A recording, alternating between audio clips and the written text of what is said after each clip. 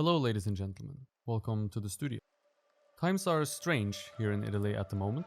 I'm sure most of you know what's going on, so there's no reason for me to go into it here, as I probably know and understand about as much or as little as you do.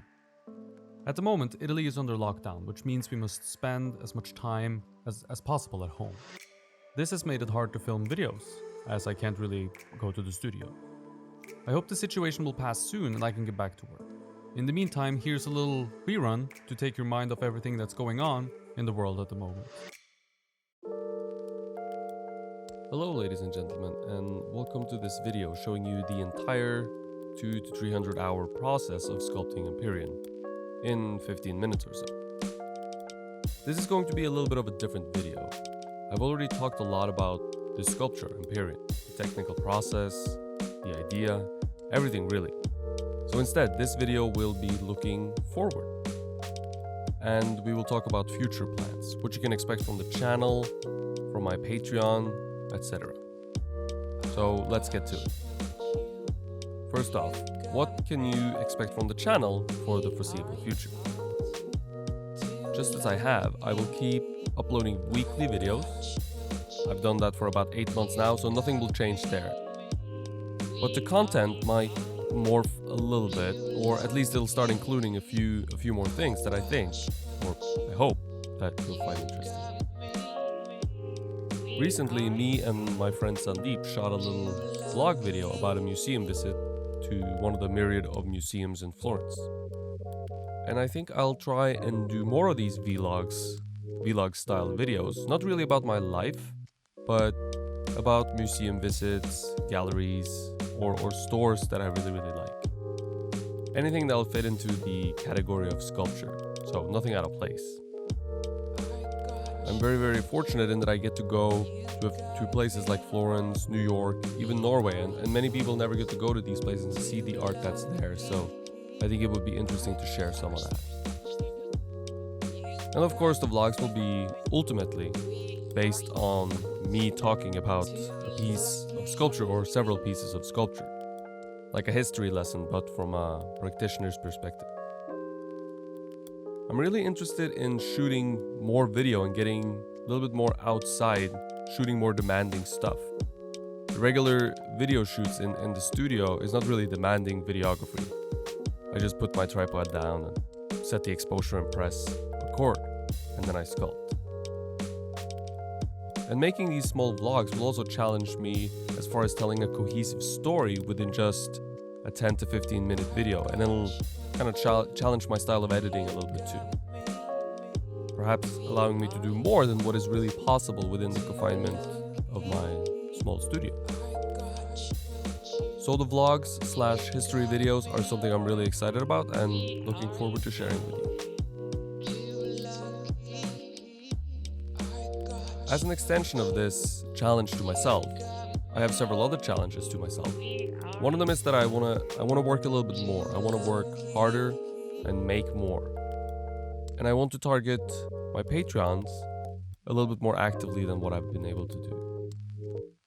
Previously, I've struggled with how to balance making YouTube videos and making exclusive Patreon content, which has resulted essentially in me not making exclusive Patreon content. I feel very strongly about sharing the knowledge that I have and not putting it behind some sort of massive paywall.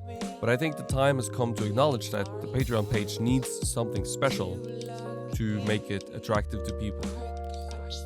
And so I've decided to make an exclusive Patreon video series where I will make a half-life size sculpture, full figure sculpture. The video series will differ in a few ways from my regular YouTube videos.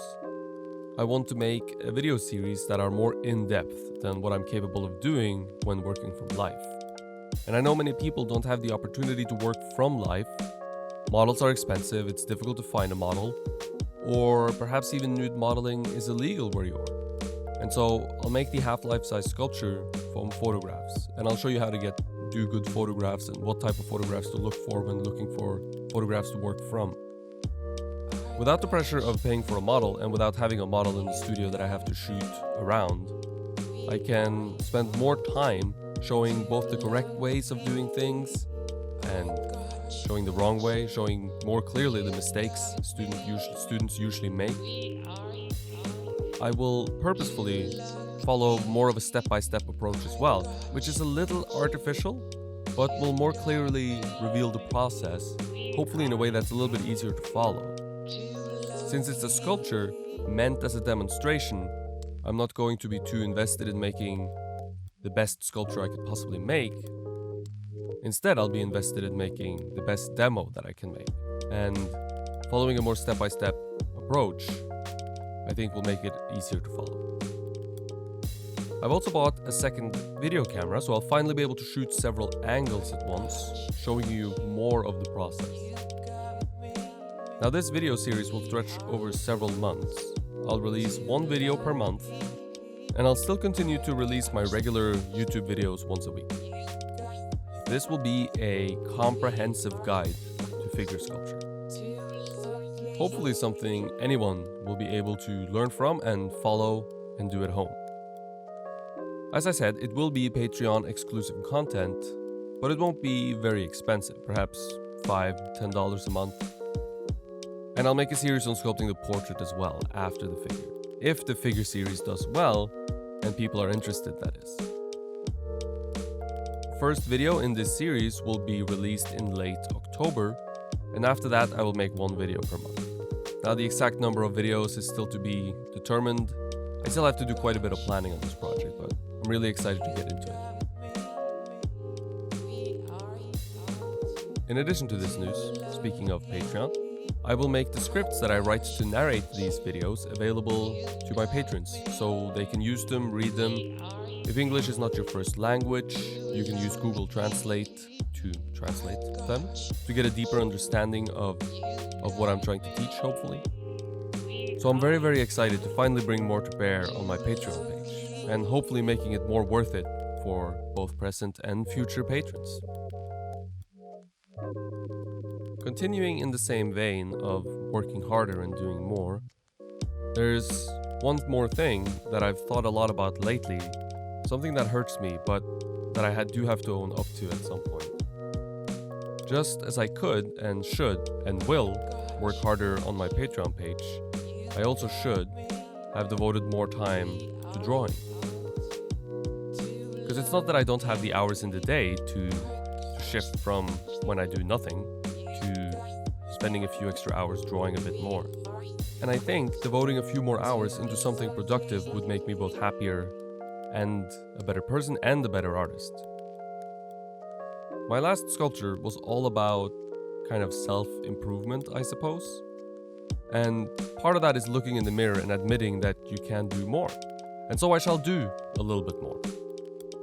Now, I'm not the most naturally gifted draftsman, but when I was in school, I practiced a lot, and I got a lot better at it than I was when I started, even though it was slow going at times. But then when I graduated from school, I stopped almost completely. And personally, I think this was a big mistake. Drawing is like batting practice, if you're into sports, or scales, if you're a musician. Practicing them should just be part of who you are, and drawing should be part of your routine as a figurative artist. And I've slacked off on this. I admit that I told myself that I wanted to draw more and be better at this, and that was right around New Year's. But frankly, I was too embarrassed to start because I haven't done it for a while, and I was afraid that people who would see my drawings would lose respect for me as an artist if they saw my drawings were not up to par anymore, because I haven't practiced in so long. But I think that I just have to rid myself of that fear. It was the same fear of embarrassing myself that kept me from applying from Florence Academy of Art for years, until I decided to just get over it and go and practice and just take it as an experience to get better. And I think that's the best way to go about things. You're always, to a certain extent, an imposter in the beginning, and that's embarrassing until you practice enough at whatever it is that you want to get good at, and then it becomes less embarrassing, and you turn into a pro. Now, the impetus to do all of this came from rereading. I read it a couple of times before, but rereading The Agony and the Ecstasy, which is a biographical novel about Michelangelo. So if you like books and you like sculpture, it's definitely a book to read. And I know there is creative license being taken from the author in this book, but it's quite inspiring to consider the level of preparation Michelangelo put into his designs for his sculptures. He did a lot of drawing, and a lot of design work happened in these drawings, a lot of searching. And I think this level of preparation probably set him apart to a certain extent as well. We have this silly joke, me and my friends, about the old masters, amongst whom Michelangelo stands the tallest, at least to me. And we call them the old bastards, because they set the bar high, they set the bar damn high. And I want to slowly but surely reach upwards towards that same bar, or at least year after year keep getting better at reaching for it, getting closer and closer, let's say. And I think for me at this very moment, that starts with drawing from life several times a week. And I have the opportunity considering where I'm at and all the model that's available to me, and it's even available to me for free, so there is no excuse to not be doing it. Passivity breeds mediocrity, and I do not want to be mediocre. Last subject we'll cover in this video is my next sculpture, the sculpture of Saturn devouring his child. Well, my next major sculpture at least. You might have seen the first video in the Design Maquette series. As mentioned above, I want to take more time to be better prepared for my eventual sculptures. So I think I might make another maquette, iterating on the one that I've already made. This sculpture will take more time than I've ever committed to a sculpture before. Almost more time than I've ever committed to anything, really. The plan is to begin the work at the turn of the new year, right at the beginning of 2020, which is the 10-year anniversary of when I made my first sculpture as well. So maybe then I'll show you my very, very first sculpture, which I still have. The project will probably require 150 hours of working with a model or so, and plenty more without for sure. Now for comparison, Empyrean needed around 100 model hours, and the King of the Rusted Crown needed around, I think maybe it was 60 or 70 or something like that. All in all, this means that it'll probably take me around 12 to 17 months to complete this sculpture, which is more than twice the amount of time that I've spent on any sculpture. All this is predicated on the fact that I find the correct model, a model that I want to work with, which is still a little bit up in the air. I want the overall height of the piece to be 225 centimeters for one reason only. I want it to be 1 centimeter shorter than Michelangelo's Bandini Pietà, as a token of respect for what I consider to be the best sculpture ever made by the best sculptor ever made. And I want it to be over life size. So I guess that's 2 reasons. The over life size scale is to challenge myself, and Saturn or Cronus is supposed to be a Titan from Greek or Roman myth. And I assume that Titans were bigger than life size, so I think it's appropriate. And I also think the large scale of the sculpture will be incredibly imposing, together with the subject matter and the pose and everything about it will be incredibly imposing. And above life size, I think is the way to go. Now that is of course if I can do everything right. I've done 3/4 life size seated and cropped, that was the King of the Rusted Crown, and 3/4 life size standing full figure, those are my 2 last sculptures. And I've done life-size work before, life-size full-figure sculpture before. So to me, it stands to reason that over life-size, full figure will be the next challenge.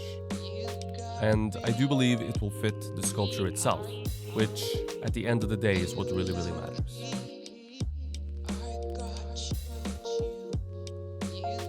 If you enjoyed the video and want to learn sculpture from me, check out my Patreon page. I give feedback and critiques on people's work, and we talk about whatever you need help with in your sculpting endeavors. So check it out, the link is in the description below. Thank you for watching and stay tuned for a new video next Thursday. Hit the subscribe button and the bell to be notified whenever a new video comes out. If you enjoyed the video, click the like button and share with your friends and family. It really helps me out a lot. Thank you for watching, stay creative, and I hope to see you in the next one.